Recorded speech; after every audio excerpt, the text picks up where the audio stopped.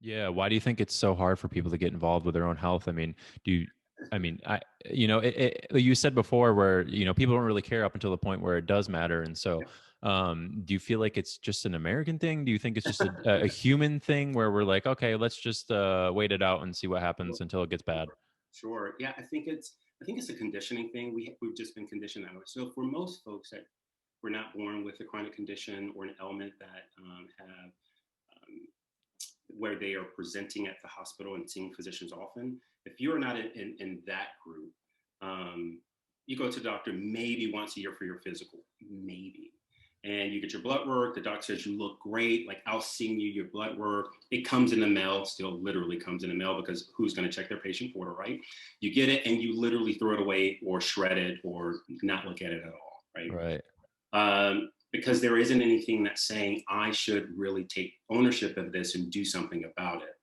And I think we could do a better job at getting people more involved and making this more normalized, because it still feels like a very black box. Is I can only talk to my doctor about my diagnosis because I don't understand it. I can only talk to the nurse because he or she will tell me exactly what I need to do. Um, we haven't really been, and then perhaps that's changing by generation, but for the most part, most folks aren't just, actively going out to really get a better understanding of their health until something happens. That's including on the wellness side.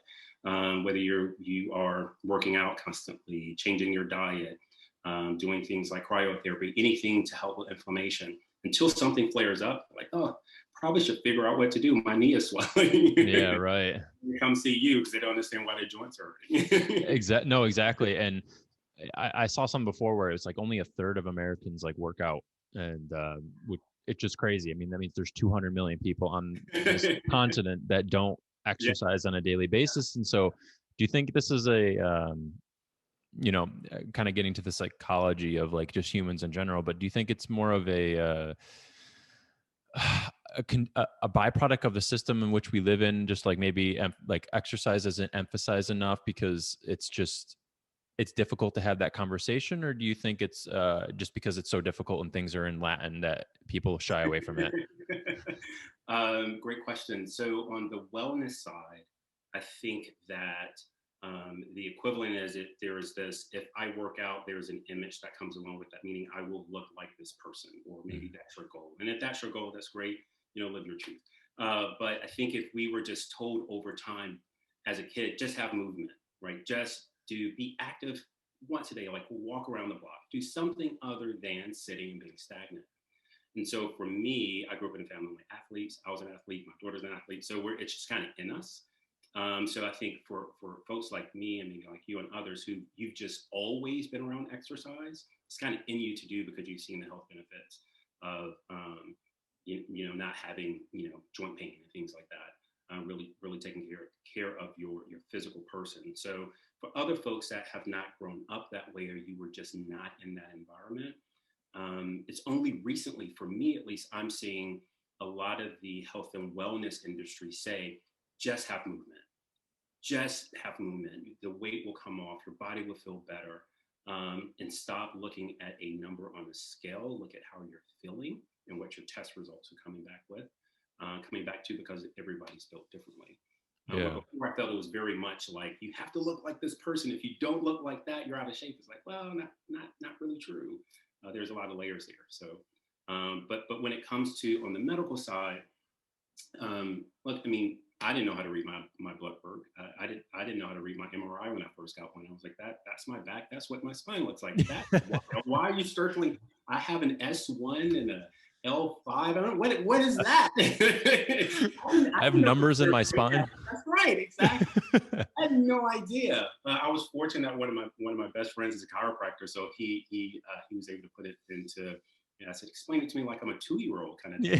thing. He's like, Addison, I got you. It's totally cool, man. So, and so when those things started happening to me, of course, I took more interest and started to learn more. And having someone or having a place you can go that says, here's the word in Latin, but this is actually what it means, and putting it into language that people can Hmm. consume makes a big difference. And so, what was your experience with low back pain? Back to being active, playing basketball, and someone when I jumped took my legs from under me and landed so gracefully. um, Did you do a scorpion kind of thing? I did a Oh. great dance move. No, no, and that just started a whole domino effect of like a lot of just pain, taking a lot of medication, not ever wanting to do surgery. But after 3 years of battling it, having a ton of epidural shots in my lower back, it was the only way at that time I thought would really help me get my life back. But it was horrible. I wouldn't wish it on anybody. Yeah. What was your first initial? I mean, you get injured, and obviously the first thing is like, I just want the pain to go away. But what was your thought process immediately? Like, did you go right into like, No, I'm just gonna get like better, or what? I did literally. I was like, oh, I know my body. I'll be fine. I'll just walk it off, put some dirt on the right, like get back in the game. Um, and so that night I couldn't move. I was crawling around the floor. It was quite terrible, um, embarrassing. Thankfully nobody was there when that happened. But I did. I thought, hey, I'll take some pain meds. Probably take too many, and I'll just be fine. It's just a tweak.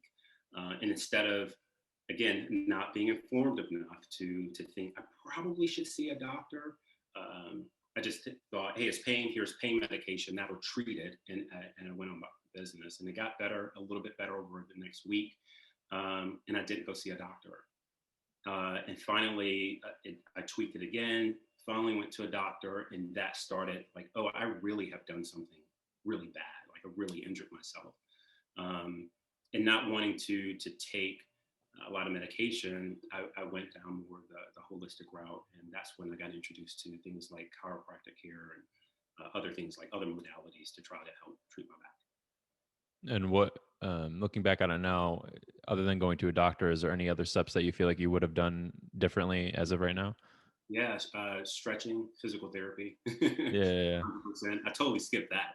Like, I was like, stretch? No, no, no, no, no. I don't stretch. Who Listen, how can stretches? we bargain here? How can we get out of this stretching nonsense? That's right. Exactly.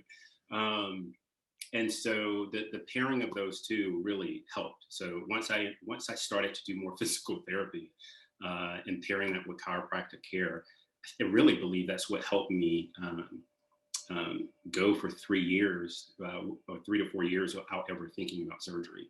That really helped. The challenge I had, and that was more of an Addison issue, is I didn't take their advice. I still played basketball, still played flag football.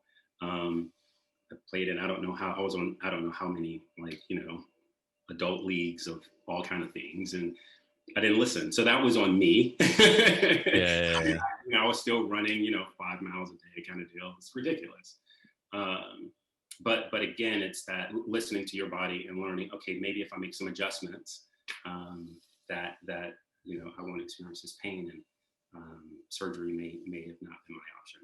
and it could have been an education piece too, where a physical therapist or a doctor, somebody could at least told you, be like, listen, we need to back off for like a couple weeks. Let's just like take a couple weeks off. But I don't know how stubborn you are, but maybe there could have been an education moment, been like, listen, we need to back off work a little bit. We're going to get back into everything slowly, but perhaps you were just the classic patient of how I many. was the classic stereotype male patient. It's just what it is. I was like, no, you don't understand. I've played sports all my life. I coach a very great team. I have to play. I'm great. I made a steal. That's right. Yeah. You don't understand. Like, really, I'm going to try out for the league next year. You don't get it. Like, you're mid-30s. Like, what are you thinking? Unless you're chopping off my leg, this is That's happening. right. Yeah. Exactly. I'm going back in the game.